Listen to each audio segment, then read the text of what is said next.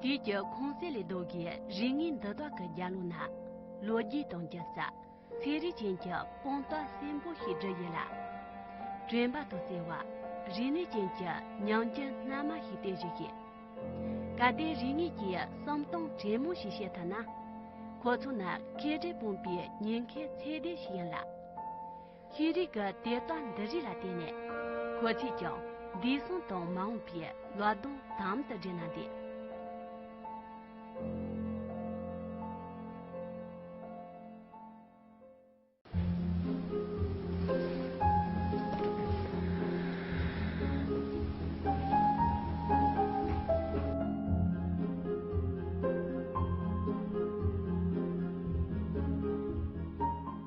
这是谁画的？什么时间画的？他在这块画板上，他已经存在了多少时间了？怎么有红色的？还有那个白色的，还有黄色的？那这颜色有什么寓意？就越来越勾起我们的一些兴趣。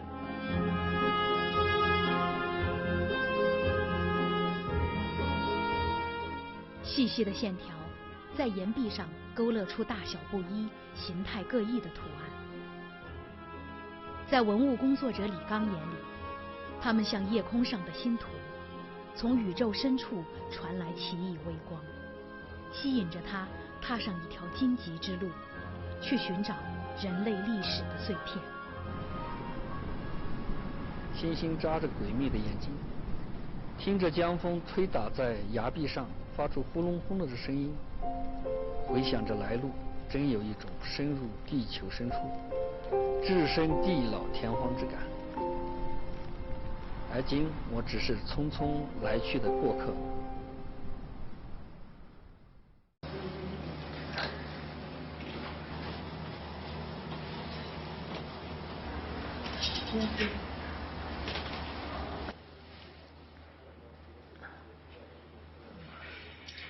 小班听说罗辑有新发现了2个烟花点，看看我们是不是明天来那去看一下核实一下，看看这个烟花点跟是原来我们发现的那些点。好的，师傅，没问题。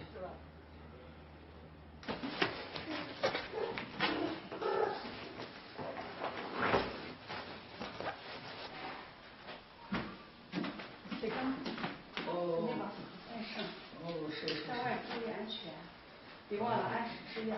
好，药带走了。李刚，云南省迪庆州原文物管理所所长，几个月后他就正式退休了。退休前，如果还有什么事让他放不下，那一定少不了金沙江岩画。金沙江岩画呢，集中分布在我们香格里拉市和丽江市的金沙江两岸。那么目前我们迪庆经实地调查以后呢，登记的金沙江岩画有26处，为旧石器时代到新石器时代的遗存。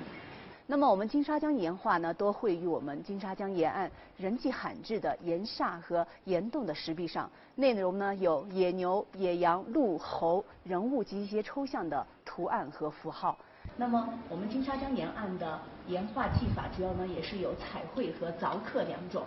那么在2013年，金沙江岩画被公布为了我们全国的重点文物保护单位。岩画与埋藏在地下的文物不同，它暴露在山野，不可移动，难以拿到博物馆保护。受人类活动、野生动物蹭擦、雨水侵蚀等影响，对岩画的系统勘察、测绘、拍摄、抢救等工作显得极为紧迫。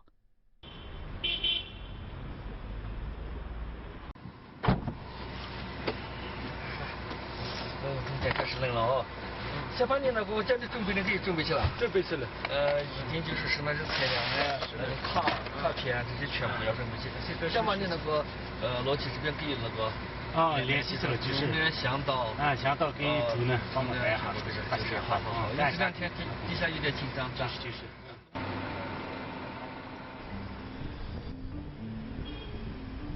每当有岩画的线索时，李刚总能第一时间获得消息。这源于他用22年织就了一张人脉网。从1998年开始，李刚先后组织了16次岩画调查。在金沙江沿岸，他用足迹标出了一个长约200公里、宽约60公里的岩画带。很多时候呢，下面反映上来的一些线索，我们必须要专业的要来核实。为什么呢？有很多地方呢，就是有一些似岩画的东西在那。比如有一年我们下来去一个妖怪洞，妖怪洞里面有岩画，后来我们就费了9牛2虎之力爬到那个洞的时候，看了一下，那是水印。当时虽然很辛苦，但也很高兴的，因为我们排除了一个点。今天的目的地是洛吉乡，它位于香格里拉市东部，距县城87公里。据当地村民说，类似岩画的东西就藏在这片山岭上。你们这些铁丝网们全部整修了吗？这2年嘛，业主一供就供掉了。你看看。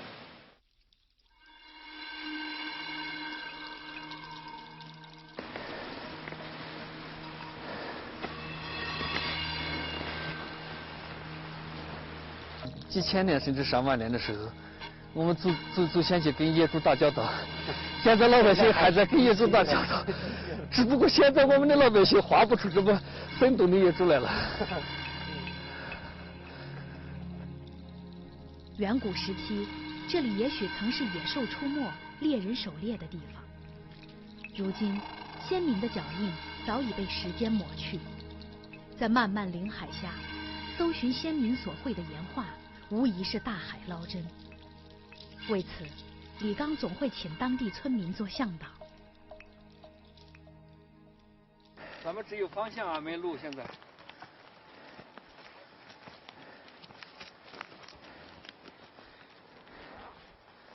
但是金沙江岩画你别看有那么多，分布在这些崇山峻岭里面呢，很难找。然后呢，它画的地方呢又非常险要和偏僻，所以很多时候我们第一次来过以后呢 ，GPS 定点以后，第2次又找不到了。哎，你腰杆怎么样，小潘？可以。小心了哦，你那个是真扭着不得了。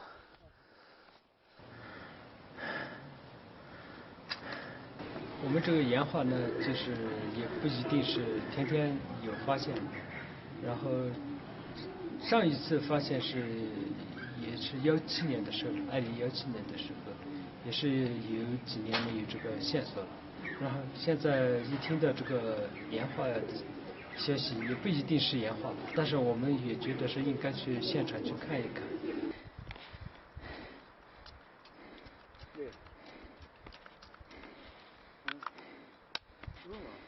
在那个啥，在那个那边不就了吗？这半年怎么样？还可以。你那个腰杆小心哦。好，还可以坚持。就是动作要舒缓一点。好，肚子稍微不要迈小一点以后。好，尽量手抓起实力。好。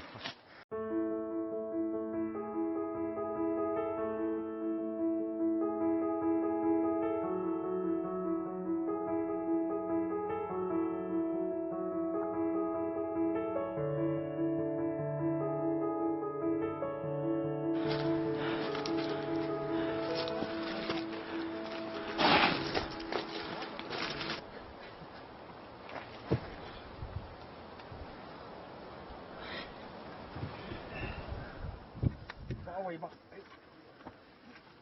我爬不上来了。可得起。小潘你就不要上来了，小马我们那个看那个点去，你那个腰杆疼在那休息啊。好。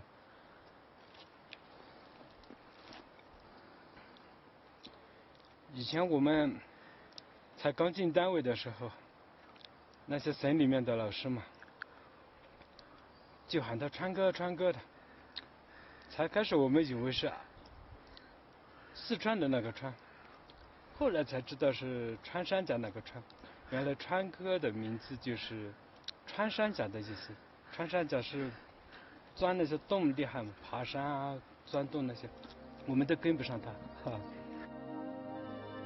这是一堵几乎垂直的崖壁，崖壁下是咆哮的金沙江，我们要经过的是崖壁的顶部，石缝上方约2米处有几个挖洞，脚踏石缝，手抠挖洞，一步一步向前挪动。为了安全，我就叫人在崖壁上拴了2根绳子，并在几位胆小的考察队员腰上系上保险带，再扣到崖壁的绳子上。然后我在前面接应，一位民工在后面护送。经过1个多小时的努力，我们一行11人终于安全通过了手扒岩。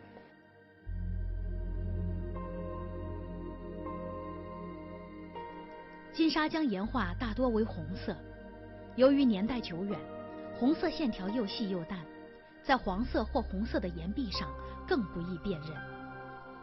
搜索成了一项挑战耐心的工作。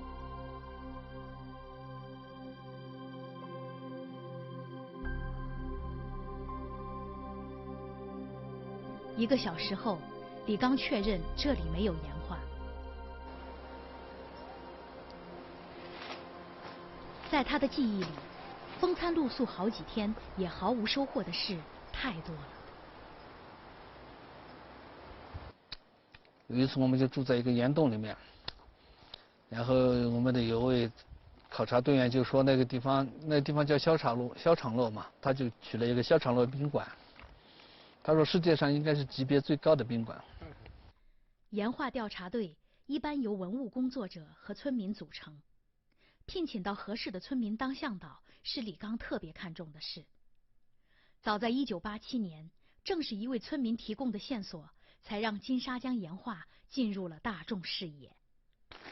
下班就是我一直教你，出门就是要跟人家聊啊，天文地理，他那什么家里面的什么，你家有几拨人，娃娃多大了，什么那些拉家常了嘛？拉家常了，因为我们什么，其实我们要借助民族学那种调查的那种方法，很多时候我们工作那些线索，说我们那些就在这个里面解决掉了。李老师对这些文物工作也是那么倾注一番心血，那么热爱的，所以说对我们后一辈这些接他的棒的这些就压力是比较大的。那个阿敦哥。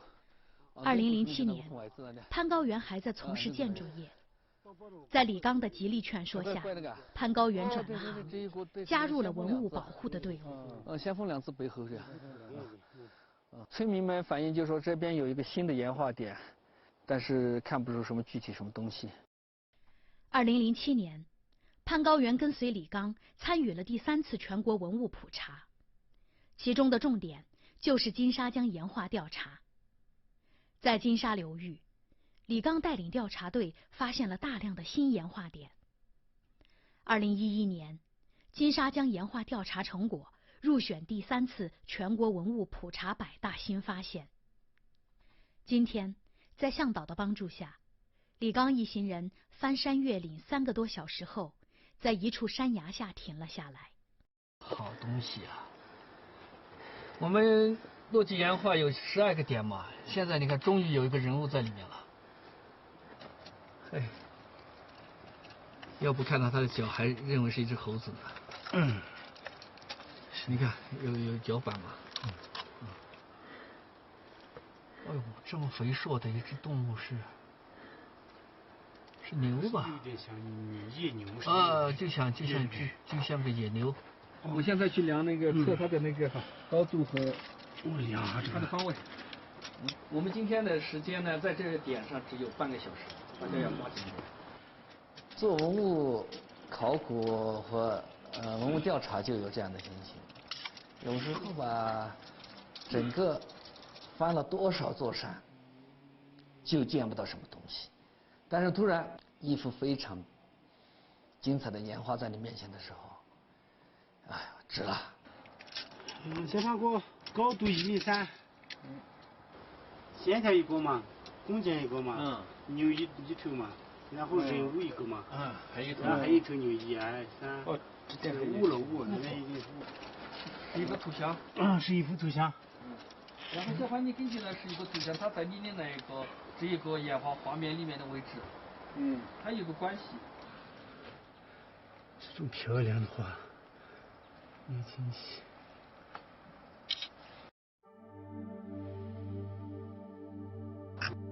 这岩画的年代嘛，这个距离我们有多远？到底是什么时候画的？他们是怎么爬上去画的？还是用什么颜料？这个符号代表什么意义？这个动物是什么动物？我们心里都会有疑问。为保护好这一珍贵文化遗产，李刚邀请国内外岩画专家来开班授课，提升文物工作者保护研究岩画的素养。通过这次培训，李刚改掉了一个惯常做法。初考岩画调查的时候，看着这些有灰尘的啊，不太显的，我们拿一个喷壶往上面喷嘛，喷了以后呢，它就会显现出来。再一个把上面的灰尘给冲刷了以后呢，就它的那个图像会更明显一点。但是后来我们跟国外的同行呢在这边调查以后，他们就很反感我们这样用那个水来喷的，他们就说对这岩画破坏太大，所以我们后来考察我们就不带喷壶了。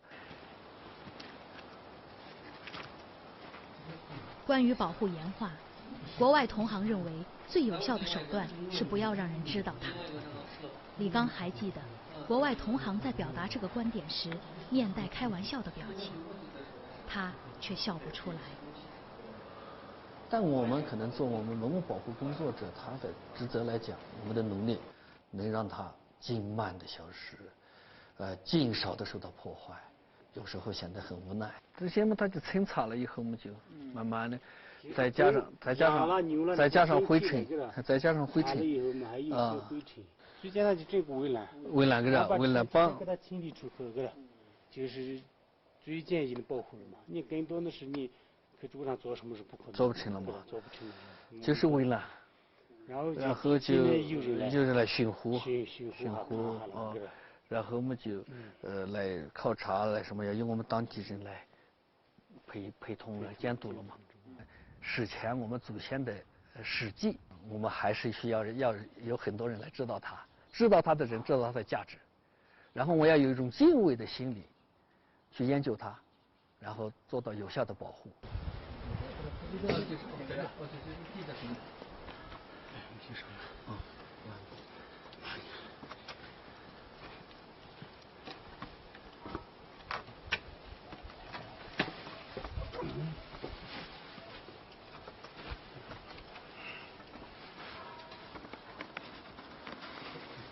好，家羊上不来这地方，山羊上不来，然后飞鼠，还有猴子，可能松鼠也上来。有一次有个想到说我们囊里面有那这个是在上面没有个洞啊，上面的。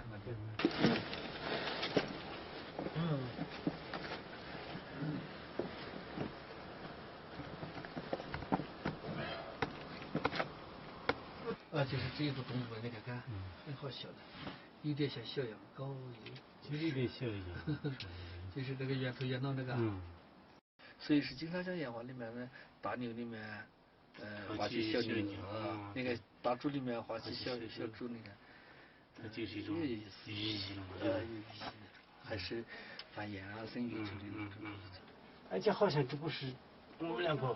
好多岩画店上，它都有这个动物上都有这个东西嘛。就是这个可是就是当时狩猎的时候那种通用那种。我现在就是我在跟大理大学在一起想做一个项目，他们的东西马拉雅研究院，他们就说是帮我们来鉴定这批动物，跟古代时候的动物比了嘛。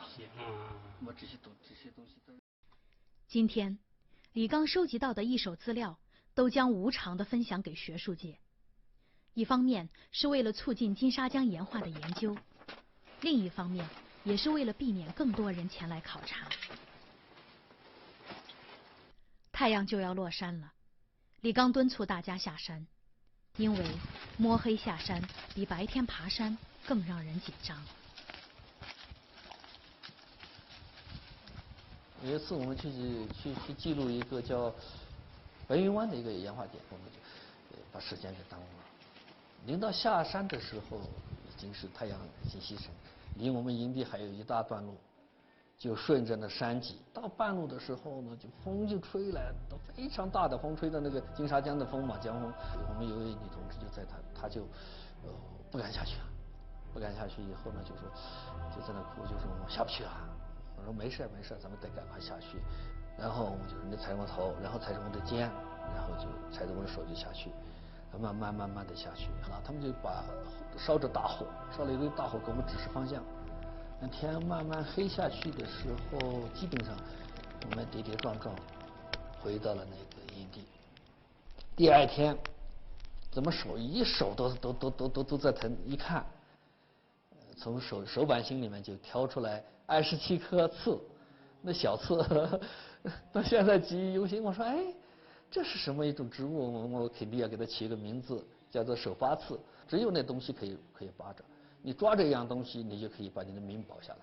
如果你手没地方扒，你脚没地方踩，一松手踩坏了，就可能就下面就是金沙江了。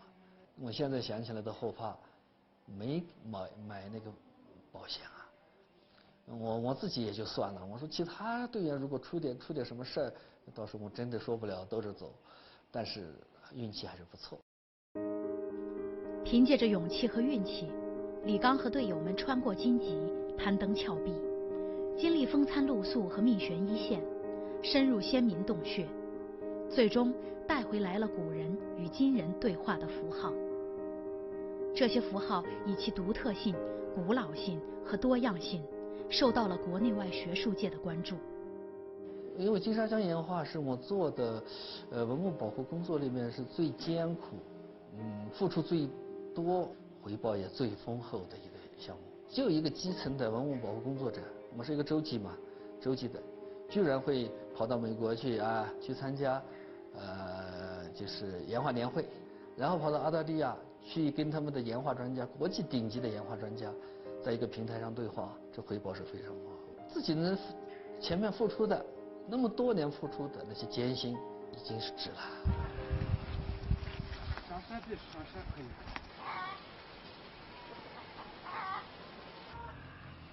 从山顶回到山脚，李刚决定把一本书送给向导。这个书是我们那一次去调查呢，你带起我们去那个我们文章写了以后，已经编在里面了。对，然后这本书里面是其他的外国来的考察呢，澳大利亚来的、日本来的那些考察的文章都在里面。李刚在这本书的最后部分写道：“感谢金沙江峡谷中的乡亲们，是他们提供了第一手信息，提供了护送和后期保障，才让金沙江岩画得以发现和研究。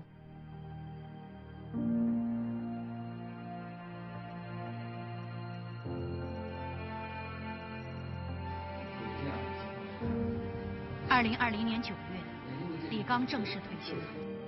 可他还有一个更大的心愿还未实现，谁是合适的接棒人呢？这个，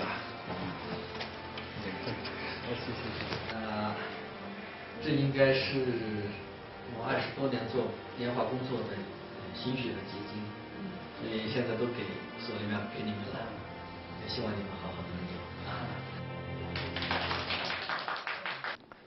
申报世界文化遗产呢，需要做到大量的工作。首先呢，肯定要把这个保护这个要做好，我们还是比较有信心的。我们是好奇心很重的一群人，想弄明白人类的历史。也许我们的后代会问这样的问题：我们从哪里来？我们要到哪里去？现在我们做的事情可以给他们提供点帮助。